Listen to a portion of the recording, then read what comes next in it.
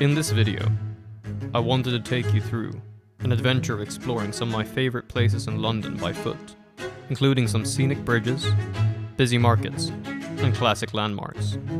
Our journey begins in Chinatown. The red lanterns here look super cool, and almost like hot air balloons against the blue sky. I don't know what these women were laughing about, but I found it super hard to hold myself from laughing with them. This arch was installed almost 10 years ago and was crafted in China, featuring traditional Qing Dynasty style architecture, including the tiles on the roof and some line decorations. Really stunning. It is maybe something odd or even obvious to say, but the buildings feel so British. We are right next to Leicester Square. The blue sky and random green nature was something I wasn't expecting before I came to London.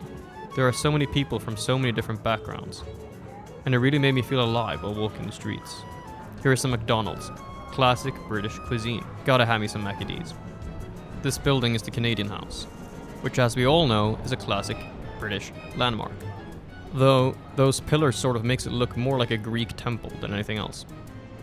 The first classic red phone booth of the journey. I love these. This square was also really epic, but I forgot its name, lol. Bruh. There was also an important monument somewhere here, called something fancy. Bruh. Anyway, the pigeons here are pretty funny, honestly, but sadly, they were gone on a trip that day.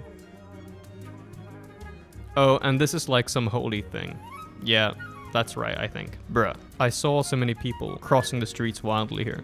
These guys were totally ready to skate down this hill, and I joked that they would run over everybody. At this point, I had no idea where I was going.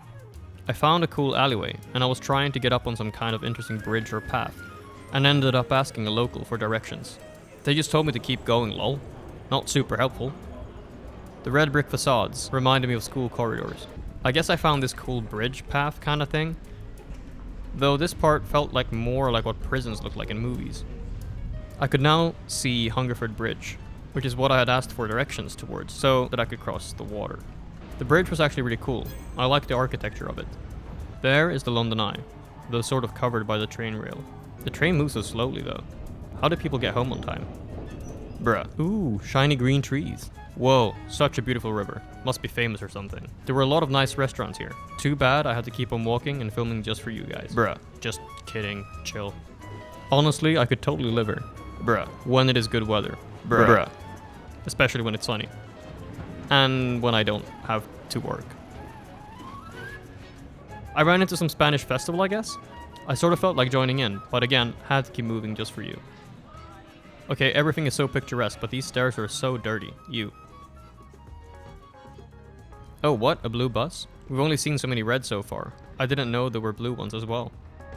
What a great view. There was this interesting big building, also probably famous for some reason, and I could also see Big Ben in the distance, just to the right of the London Eye.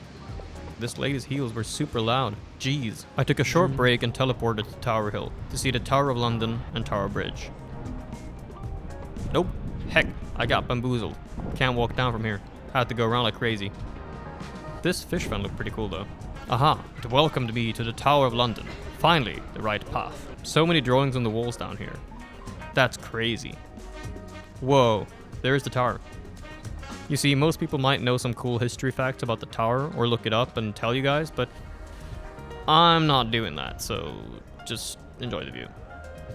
It looks more like a castle than a tower though, honestly. I don't know why the rails of the bridge are blue, but pretty cool, not gonna lie. Okay, this angle was way cooler. It looks like we were walking around Alexandria or something out of a Final Fantasy game. Whoa, it is so much bigger than I expected it to be from afar. I don't know why the river is so dirty, but the view is fantastic. This reminds me so much of some epic bridges from Final Fantasy. I can't remember which one though.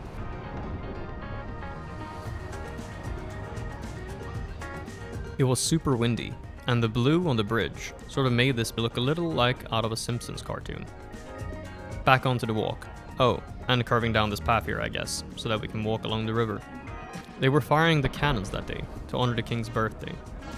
I think there was a total of 62 rounds fired. It really was a marvelous day. The combination of the perfect weather, with a large amount of people outside, really put my mind into vacation mode.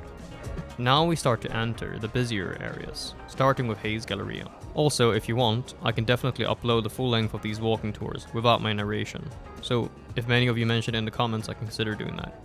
So, let me know. I turn into the back streets from the Queen's Walk, now heading towards Borough Market. This cathedral was also pretty interesting. It started getting really crowded around the market. And here is the entrance. Tons of fresh fruit, meat, and other quality items. It took such a long time to get through the crowd of people. I decided to visit the cafe on the corner for a quick coffee break, and tried the daily filter coffee that they had, which was really good. Not sponsored or anything. I met this really kind worker who asked me what I was filming and doing, and I thought that he would care if he was in the video, so I assured him he was not in the shot. No, you're not in the shot, no worries. I don't care. But he said he didn't care, lol. Cheers. Now we continue walking toward the Millennium Bridge for another stunning view. By the power of editing, I skip over a lot of this walk, as it was rather boring without anything too interesting to see. These buildings were pretty cool though, right before the path curved out towards the river and the bridge. This path was actually quite cute with the hedge.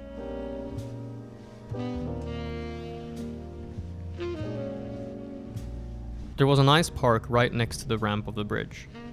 A quite nice place to go to relax during the weekend, I imagine. Right there on the other side, you can see St. Paul's Cathedral, which was an awesome experience. Stick around for that, as we will get there very soon.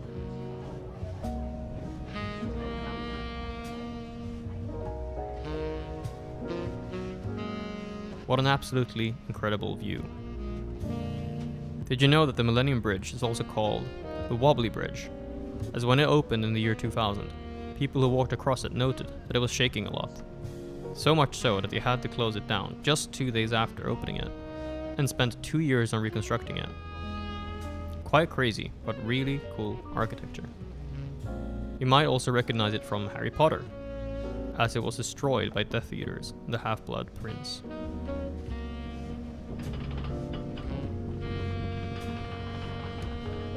It's amazing how walking through London, you don't realize that it hides these treasures in plain sight.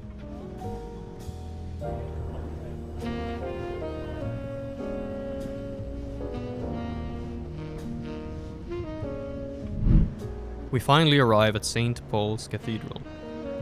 Built in 1710, after the Great Fire of London in 1666 swept through the city, destroying nearly 80% of everything in its path. Designed by Sir Christopher Wren, this cathedral rose from the ashes as a symbol of hope and renewal. Its dome climbs 365 feet into the sky, 1 foot for every day of the year, a reminder of time, endurance, and faith. Inside, a whisper can travel from one side of the gallery to the other, echoing through more than 3 centuries of history. Here, beneath stone and light, London found its voice again. Ahead of the dome, the cathedral opens into bright corridors of white stone, spaces shaped for light, silence, and awe. The walls and arches are carved from Portland stone, their smooth surfaces reflecting the soft glow from above.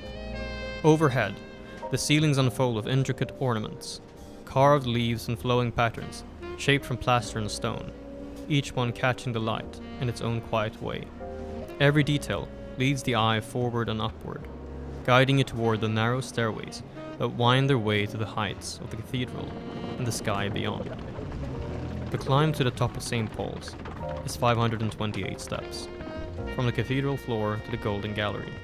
The first stop is the Whispering Gallery, 259 steps up, where a murmur can travel the full curve of the dome. Unfortunately, they did not allow filming here though.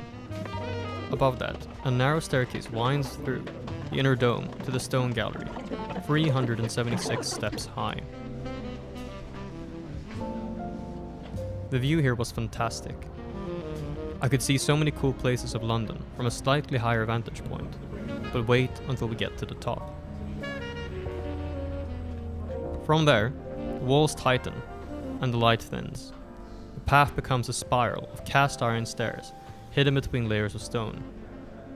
Somewhere here I started losing my grip, as you can probably tell, and I had a hard time climbing, as I could really feel the height, because the staircase was super narrow and I could see through it, as it had a bunch of holes.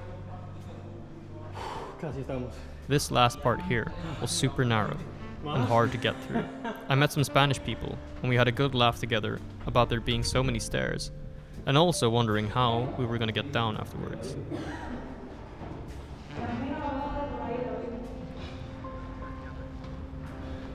Finally, the Golden Gallery, perched 365 feet above London. One of the highest viewpoints in the city. An absolutely stunning view. So easy to make out the London Eye, Big Ben, and other landmarks from here. I don't know what made me crack this joke, but they couldn't decide whether to go left or right, so I asked if they are a clockwise or a counterclockwise person. Makes no sense whatsoever, but everyone laughed. And he also suggested up or down, and I said that that's probably the fast way. Bruh. I had to ask which way to go. I didn't know that left was a dead end, so that joke before doesn't really make any sense. Someone else joked that they should have brought a rope to climb down instead of taking the stairs. This dude said they are not great content, but they were super funny, and probably the highlight of the whole climb. Anyway, going down now. I also wanted to show you the back of the cathedral before leaving for the park. Here's some cool dude with a staff. At the far end of the cathedral lies the choir, a space of dark carved wood and golden light. Here, gilded mosaics shimmer above the high altar, a masterpiece restored in the late 19th century by Sir William Richmond. The gold you see isn't paint, it's thousands of glass tesserae, each one catching the light like a flame. Remarkably beautiful.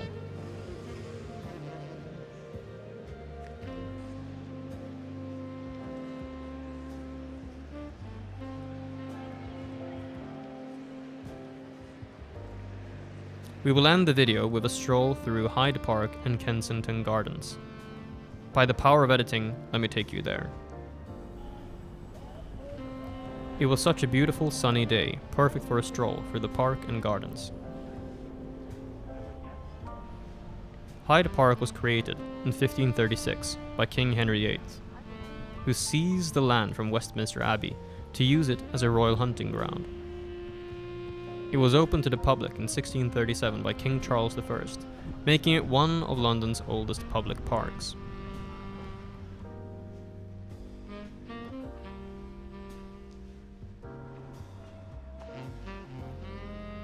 This tree had beautiful red leaves.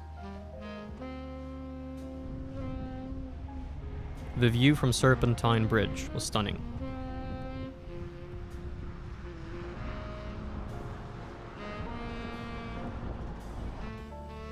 We are now in Kensington Gardens. Kensington Gardens and Hyde Park were once a single royal hunting ground, only divided in the 1720s when Kensington Palace became the royal residence.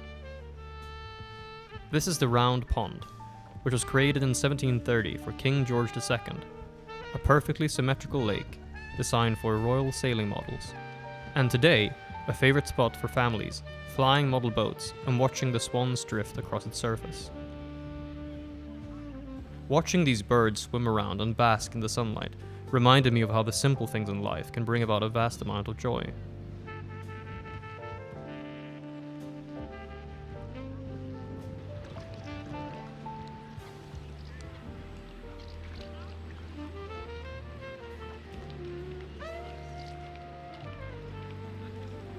Far on the other side, we can spot Kensington Palace. The birds all looked so peaceful. It really felt relaxing, and I understand why so many people come here on a frequent basis. The ducks and geese looked like an army when they were lined up like this. They showed almost no fear at all by any humans passing by.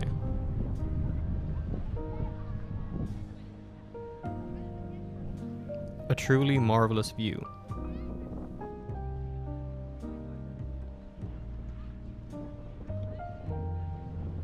In front of Kensington Palace stands the statue of Queen Victoria, sculpted in 1893 by her daughter, Princess Louise. Kensington Palace itself has been a royal residence for over 300 years, home to monarchs like William and Mary, Queen Anne, and the young Queen Victoria herself. Today, it remains an active royal household, the official London home of the Prince and Princess of Wales and their family. Thank you for watching this video. If you enjoyed it, please leave a like and don't forget to subscribe. This is the last video from London for now, and next up we have some videos from a hidden gem in Germany, so stay tuned. See you soon.